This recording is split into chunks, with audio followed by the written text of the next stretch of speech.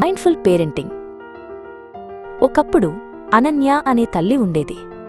ఆమెకు ఆరవ్ అనే అల్లరి కుర్రాడు ఉన్నాడు. అనన్య తన పనులతో, ఆరవ్ అల్లరితో ఎప్పుడూ ఒత్తిడికి గురయ్యేది.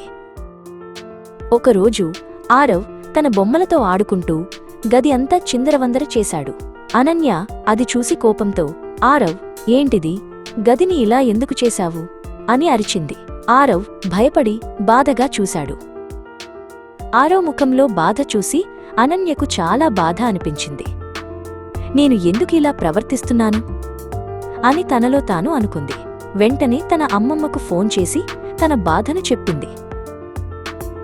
అమ్మమ్మ శాంతంగా, అనన్య, నీకు మైండ్ఫుల్ పేరెంటింగ్ గురించి తెలుసా అని అడిగింది. అంటే ప్రతి క్షణం నీ మనసును గమనించడం, కోపం వచ్చినప్పుడు వెంటనే స్పందించకుండా ఒక్క క్షణం ఆగి లోతైన శ్వాస తీసుకోవడం. మరుసటి రోజు ఆరవ్ గ్లాసులో పాలు పోసుకుంటూ పొరపాటున కింద పడేశాడు. అనన్యకు కోపం వచ్చింది. ఆమె అరిచేందుకు నోరు తెరిచింది. కాని ఆమెకు అమ్మమ్మ మాటలు గుర్తుకొచ్చాయి. ఆమె కోపాన్ని గమనించి ఒక లోతైన శ్వాస తీసుకుంది. ఇది కేవలం పాలు మాత్రమే, ఆరవ్ కావాలని చేయలేదు అని తనలో తాను అనుకుంది. ఆమె ఆరవ్ పక్కన మోకాళ్లపై కూర్చుని, పర్వాలేదు, మనం ఇద్దరం కలిసి శుభ్రం చేద్దాం అంది. ఆరవ్ ఆశ్చర్యపోయి, అమ్మా, నువ్వు కోపంగా లేవా అని అడిగాడు. ఇద్దరూ కలిసి పాలను శుభ్రం చేశారు.